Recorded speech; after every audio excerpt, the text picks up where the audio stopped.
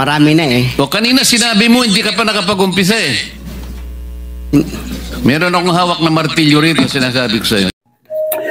Ginawa ngayong araw guys ang investigasyon sa maano-maluso ang transaksyon sa flood control project. Pinangunahan mismo ni Senador Marcolita, mga kaisong grabe yung mga tanong, yung pag-isa ni Senador Marcolita sa kontraktor sa kining QM Builders, nahihirapan na sumagot guys. Grabe ito si Marcolita. Ating alamin guys no ang buong pangyayari atol sa investigasyon karong adlaw. Panoorin natin guys. Ante, sabi mo kanina hindi pa nag-umpisa yung QM Builders as a contractor? Yes, Mr. Chair. Hindi ka pa nakagawa ng project? Hindi pa kasi yung nag-asawa ko ng 1991, nag-umpisa kami sa hardware. Yung maliit na hardware, nagtitinta ng bambo, mga ganun eh. Bakit nasama ka sa 15 contractors sa listahan ng Pangulo? Kanina tinatanong ko, wala bang kukontra dito sa sinabi ng Pangulo na 545 billion worth of flood control projects ay ito lang mga 15 contractors ang nakakuha, kasama ka QM Builders. Nandiyan ka pala, bakit hindi ka kumontra? Ba't ngayon sinasabi mo hindi ka pa nakapag... Asensya, Mr. Chair, kasi medyo nahiya ako. So sinasabi mo mali ang Pangulo with respect to your company? Yung data is mali eh. Kasi ang totoo, yung 414 projects na nakuha sa QM, totoo lang is only 86 projects. Mr. Chair. Teka muna, sabi mo hindi ka pa nakapag-umpisa eh. Ano yung sinasabi mong project? Ano ko lang siguro, bagitin ko lang. Noong 2003, nakalisensya na kami sa pickup, only category D. Hanggang noong 2024, naging quadruple A na tayo. Pero dumaan pa kami ng single A. Noong 2011 hanggang nag-triple A tayo ng 2017 hanggang naging quadruple A tayo ng ng 2024. Mr. Secretary, naiintindihan mo ba yung sinasabi niya? Sabi mo hindi ka pa nakapag-umpisa ng project. Paano ka naging quadruple A? Ang ano ko lang, Mr. Chair, yung sinasabi kong 1992 is hardware pa yon. Yung nakita niyo yung hardware. Hindi natin pinag-uusapan yung hardware mo. Ang pinag-uusapan natin flood control projects. Tinatanong ka kanina, sabi mo hindi ka pa nagkapag-umpisa ng flood control projects. Paano ka nagkaroon ng lisensya? Paano ka naging quadruple A? At lalong mahalaga, paano ka nasama sa 15? Gumawa ka na ng flood control project. Gumawa na tayo ng flood control project. O ngayon gumawa ka na naman. Ano ba talaga yung totoo? Baka hindi ka makauwi sa araw na ito. Nagsisinungaling ka na naman eh. Hindi po. Ang sinabi ng Pangulo, kasama ka sa 15. Tama, Mr. Huwag mong mamaliitin ito. Bagatas dito, aartihin mo kami, sasabihin mo, hindi ka pa nag-umpisa ka isang hardware. May problema dito eh. Ano lang yan, history lang yung sinasabi ko, Mr. Chair. Ano na yung totoo? Yung totoo, may lisensya na tayo na quadruple A ngayon. O ngayon nga, ngayon meron ka ng quadruple. Yes, Mr. Chair. Oh, ilang project ang na-execute mo na? Marami na eh. O kanina sinabi mo, hindi ka pa nakapag-umpisa eh. Meron akong hawak na martilyo rito, sinasabi ko sa'yo. Mr. Chair. Huwag kang tatawa-tawa kasi hindi nakakatawa ito ha. Mr. Chairman. Dito lang nagsisinungaling ka na eh. Mr. Chairman, if I may. Yes, mukhang nahihirapan kasi si Mr. Quirante mag-explain. Tama ba to? Ang sabi mo kanina, hindi ka pa incorporated at ngayon incorporated ka na in 2024. Yes. No. Hindi rin. Yung incorporated, yung on process pa yun, hindi pa namin na-approve. So lahat ng project na ginawa mo, sole proprietor? Yes, Your Honor. So nakapag-project ka na? Yes, Your Honor. Ano yung sinasabi mong hindi ka pa nagsisimula or hindi mo pa nagagawa? Yung incorporated kasi hindi pa na-approve yung namin, hindi pa naman na-practice, hindi pa na-transfer sa from sole proprietorship into... So kaklaruhin ko lang, marami ka ng project at tama na isa ka sa top 15, correct Mr. Quirante? yes, Your Honor. Pero hindi ka pa incorporated. Hindi pa. Yun yung sole sinasabi mong hindi ka pa incorporated. Yes, Your Honor. Yun yung binabanggit niya kanina, Mr. Chairman. Malabo pa rin eh. Mr. Secretary, tumatanggap ka ng isang sole proprietorship na mag-undertake ng flood control? Well, Mr. Chair, actually, he has the pickup license. Paano siya nagkaroon ng pickup license as a contractor? He has the a pickup license. Paano ka nakakuha ng pickup license, Wala pa Mr. nung, Quirante? Sole wala- proprietorship ka lang? Yes, Mr. Chair. Kailan mo nakuha yan? 2003. Hanggang nag-upgrade tayo sa 2007, naging B tayo. Hanggang 2011, naging A tayo. Yung 2017, naging triple A tayo. ano yung net financial contracting capacity mo as a sole proprietorship? 40 billion, Mr. Chair. 40 billion? Yes, Mr. Chair. Yung financial statement mo, padala mo sa amin. Eh.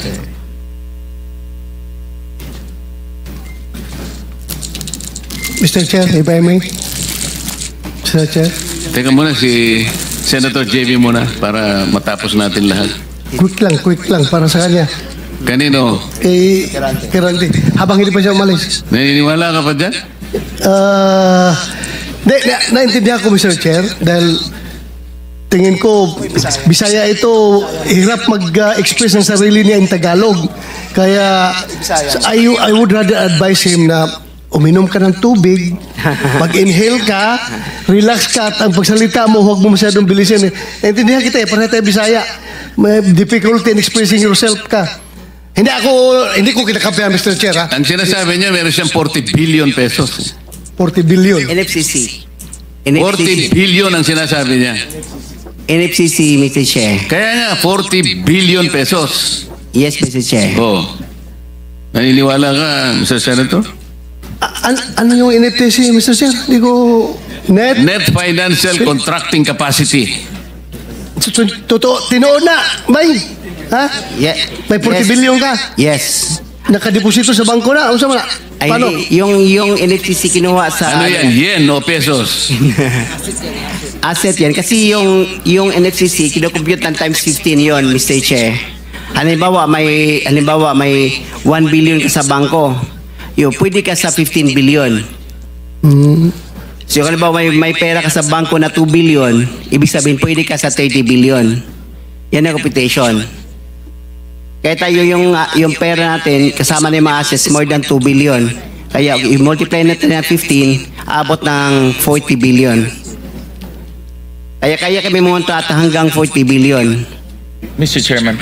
Mr. Quirante, ito tinitignan. Ano yung 2015 na QM Builders Incorporated? Ina-apply namin dyan sa SEC, Pero Your Honor. 2015 pa siya. Pero hindi pa namin tina-transfer Transfer to? to sole proprietorship into incorporated. Hindi, ito incorporated na ito eh. This is a corporation. Kasi ang explanation ng bookkeeper natin, yung natin ga-handle, yung experience ng from sole proprietorship, itatransfer muna sa Hindi, iba yung experience, iba yung corporate entity. Incorporate entity is 2015 nandyan na siya. Pero sinasabi nyo, walang nangyayari. Wala nangyayari. Ang ginagamit nyo since noon pa ay yung inyong sole proprietor. Yes, Your Diyan Honor. pumapasok inyong income, in other words. Yan din ginagamit nyo pagbibid ng mga projects. Yes, Your Honor. Tama? Ganun pa? Ganun ba ho ang interpret? So, dalawang entity, yung sole proprietor at yung incorporation. Yes, Your Honor. Okay. Sabit nyo na lang ho sa amin yung mga dokumento na yan. Thank you, Mr. Chairman. Senator JB? Thank you, Mr. Chair. Mr. Chair, siguro ang gusto natin dito, aside from the accountability that we're looking for, ang gusto natin ma-achieve in aid of legislation. Mr. Chair, I have the second bill that I filed in this Congress is a comprehensive master plan for infrastructure development na kahit sino po ang maging presidente, when it comes to infrastructure, especially big ticket items, dapat po tuloy-tuloy. Tulad ho ng mga floodway projects, kanina nabanggit ni Secretary, it transcends different multi-year po ito at it may transcend different administrations, no?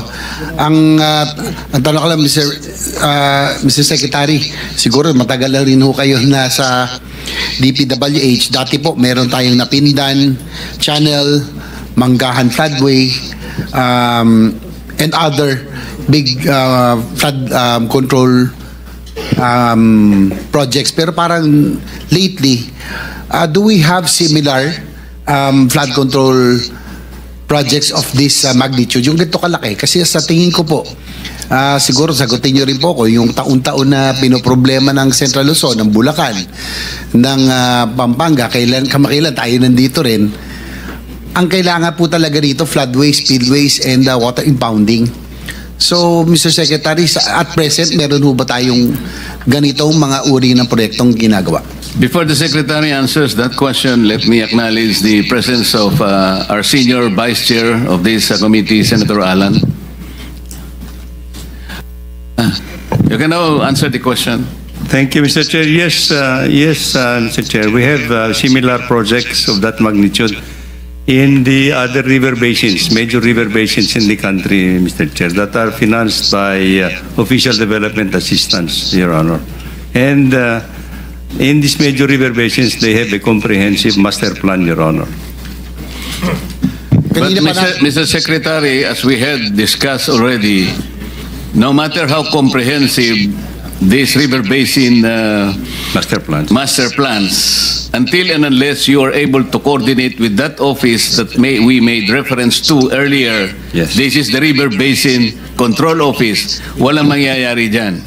Because it should have been an integrated one. That's Kahit na 100 river basins pa yan, with their separate and individual master plan, kailangan pong coordinated per the mandate of the law na nakalagay sa balikat ng RBCO.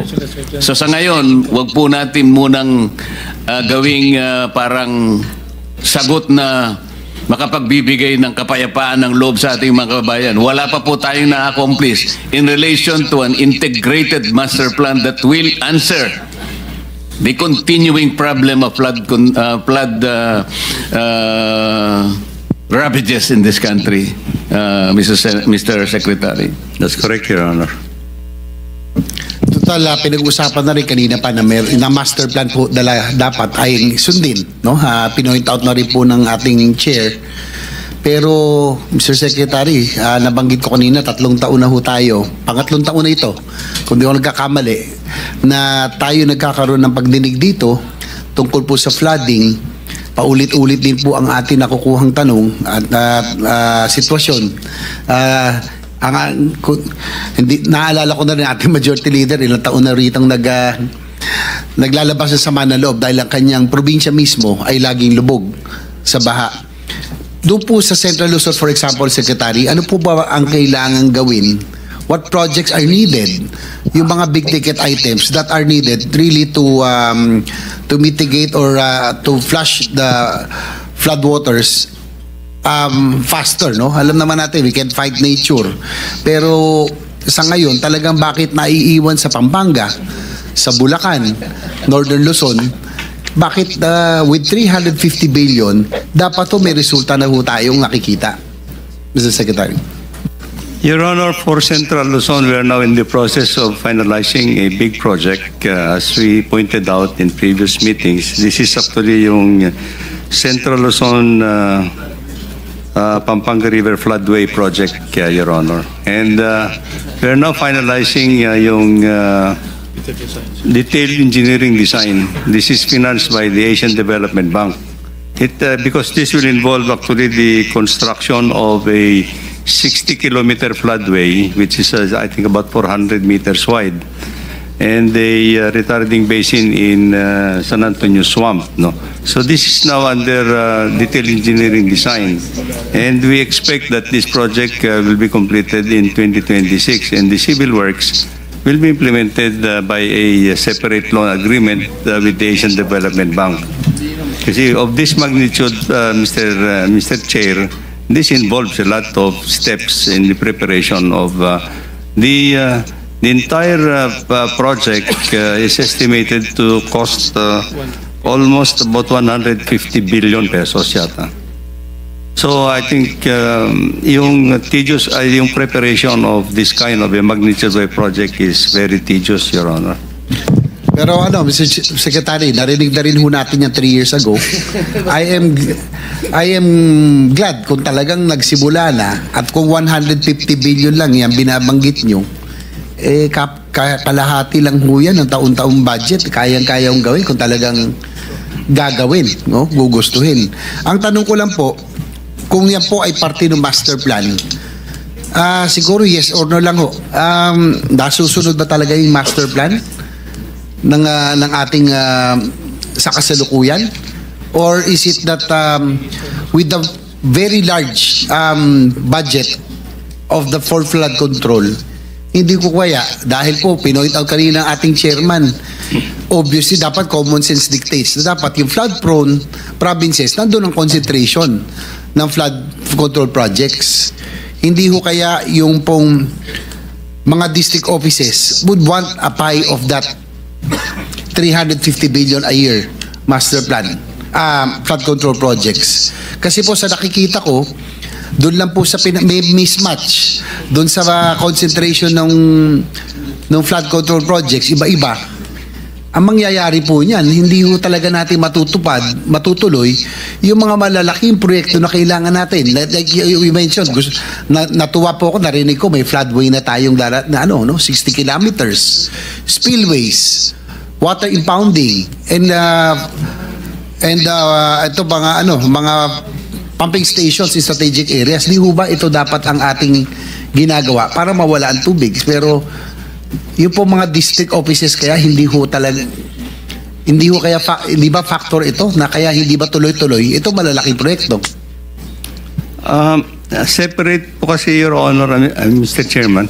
Separate kasi yung pag-prepare ng mga Official Development Assistance Program in the 18 major river basins. So iba po ito. Now for the local, yung mga other projects, flood control projects, na on a district or legislative level, Mr. Chair, these are actually prioritized at that level. And however, ang kwan po natin dito, all these projects should have undergone some preparatory works actually na dumadaan po dito sa Provincial Development Council, dumadaan po sa Regional Development Council in order for them to prioritize all these projects, Your Honor. Yes, Mr. Secretary, sorry to cut you, pero sabi ko nga, aside from the accountability, gusto natin in aid of legislation, I'm pushing for the comprehensive master plan for infra development, that which will include flood mitigation projects. Yes. Na sana, pag national project, national in nature, hindi dapat pakikialaman ng district level. Kasi alam nyo, naging congressman B po ako noon.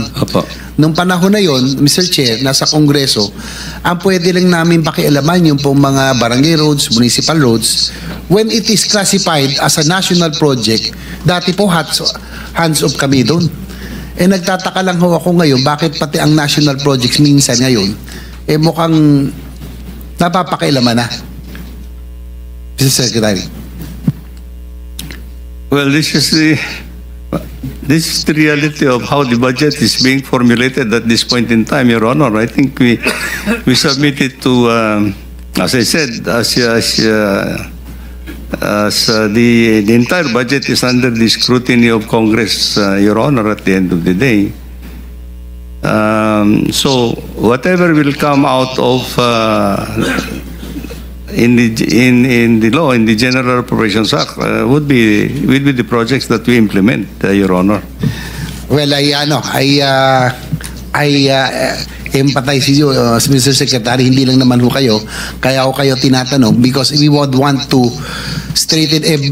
we would want to correct some mistakes of the past na nasa tama na tayo. Because of our political system, yung po mga infra projects natin, for example, railway, other big ticket items, hindi natutuloy kasi nga bawat presidente, bawat administrasyon may sariling programa. So itong flood control programs din, dapat dams, floodways, lahat po, long term po ito. That's why I'd want to get your inputs on how we will be able to draft the comprehensive master plan na kasama po ito, na hindi na ho mangyayari ito, na hindi na po mapakira. Mr. Secretary, siguro ito na lang ho, ito might be parochial in nature. Alam niyo naman siguro 3 taon na tayo nag-uusap pa budget. Meron lang kong example, yung po sa San Juan, yung hiniling ko sa inyo na flood, yung pumping station na kinulit-kulit ko. Ito, tatay, gaya sinabi ni Senator Mig Subiri, hindi ho masama ang insertion or congressional interference o kung ito po itatayuan ho natin, kung makakabuti. Ito po nangyari to Barangay San Perfecto, Mr. Secretary. Hanggang ngayon po ito,